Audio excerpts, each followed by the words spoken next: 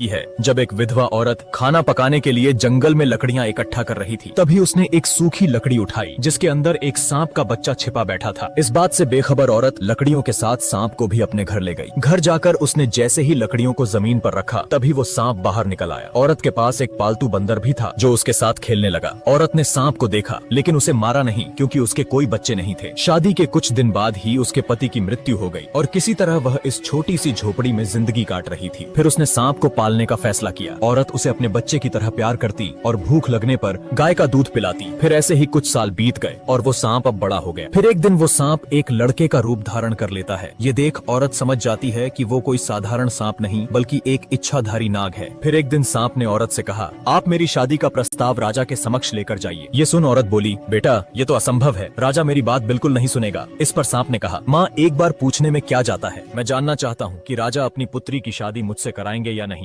औरत बोली, ठीक है बेटा, मैं कल जाऊंगी। फिर अगले दिन वो महल की तरफ निकल पड़ी। थोड़ी देर चलने के बाद औरत महल पहुंच गई। जैसे ही उसने अंदर जाने का प्रयास किया, तभी द्वारपालों ने उसे रोकते हुए कहा, आपको अंदर जाने की अनुमति नहीं है। जब तक राजा का आदेश नहीं होता, कोई भी व्यक्ति महल के अंदर नहीं जा सकता। औरत बोली, बेटा राजा से बहुत जरूरी बात करनी है, कृपया करके मुझे जाने दें। उसके बार बार आग्रह करने पर द्वारपालों ने उसे महल के अंदर जाने दिया। औरत राजा के पास गई और कहा, मैं अपने बेटे के लिए आपकी पुत्री का हाथ मांगने आई हूँ, और मैं ये भी पहले ही सुनिश्चित कर देती हूँ कि मेरा बेटा एक सांप है महाराज। ये सुनते ही राजा क्रोधित हो उठा। फिर सैनिकों ने औरत को घसीटते हुए ले जाकर महल से बाहर फेंक दिया। फिर वह दर्द के मारे कराहने लगी, क्योंकि उसका एक हाथ टूट गया था। अब वो खुद को संभालते हुए किसी तरह घर लौटी और सांप बेटे को महल में हुई घटना के बारे में बताया। फिर उसने कहा, माँ तुम अपने हाथ की चिंता मत करो। तभी उसने मणि प्रकट की और बोला, मेरी माँ का हाथ अभी ठीक हो जाए। इतना कहते ही औरत का टूटा हुआ हाथ बिल्कुल पहले जैसा ठीक हो गया। सांप ने अगले दिन भी औरत को महल भेजा। इस बार भी राजा के सिपाही उसे महल से बाहर फेंक देते हैं। वो फिर एक बार जलील होकर और शरीर पर चोट लिए वापस घर लौट जाती है। इस बार भी सांप बेटे ने उसे ठीक कर दिया और एक बार फिर से औरत को महल जाकर राजा से शादी की बात करने के लिए कहा। वो घबरा गई और बोली, बेटे मैं बार बार जलील होने नहीं जा सकती, और साथ ही मार पड़ती है सो अलग। माँ बस ये आखिरी बार आप चले जाइए, इसके बाद मैं दोबारा नहीं बोलूंगा जाने को। औरत फिर से एक बार राजा से कहती है, महाराज यहाँ आना मेरी मजबूरी है, बस आखिरी बार मैं आपसे पूछ रही हूँ, क्या राजकुमारी की शादी मेरे सांप बेटे से कराएंगे। फिर राजा ने कुछ देर विचार किया और मुस्कुराते हुए बोला, अगर राजकुमारी को ले जाना है तो अपने बेटे से कह देना, आज से ठीक 2 दिन बाद तुम्हारी झोपड़ी की जगह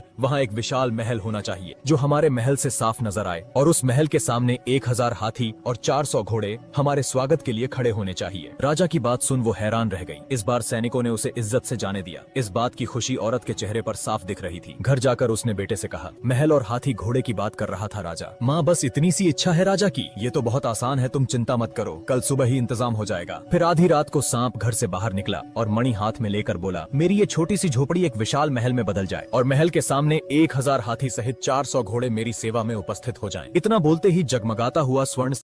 दूसरी तरफ सांप तैयार होकर राजकुमारी से शादी करने के लिए घर से निकल पड़ा और साथ ही हाथी घोड़े की बारात भी पीछे पीछे चल रही थी। राजकुमारी ने भी बिना चेहरा देखे उससे शादी कर ली। फिर राजा ने भारी मन से अपनी बेटी को विदा किया। फिर जैसे ही वो अपनी पत्नी को देखने के लिए कमरे में दाखिल होता है कि तभी उसका आधा शरीर सांप जैसा देख राजकुमारी घबरा गई और चिल्लाते हुए बाहर की तरफ भागी। फिर चारों तरफ एक दिव्य रोशनी का प्रकाश फैल गया और सांप रूप बदलकर अपने वास्तविक शरीर को धारण कर लेता है, जो कि एक बेहद ही सुंदर युवक लग रहा था। इस रूप में राजकुमारी सांप को देखकर हैरान रह गई। फिर उसने राजकुमारी से कहा, अभी जो हुआ इस घटना को तुम्हें गुप्त रखना है, ये किसी को मत बताना कि रात को मैं मनुष्य का रूप धारण कर सकता हूँ। फिर राजकुमारी ने इसका कारण पूछा। मुझे श्राप मिला है और उसके मुताबिक मेरी पत्नी ने अगर किसी को मेरी सच्चाई बता दी तो मुझे किसी अज्ञात जगह पर कैद कर दिया जाएगा और मैं इस संसार से हमेशा के लिए गायब हो जाऊंगा। राजकुमारी सहमति जताते हुए कहती है, ठीक है, मैं ये बात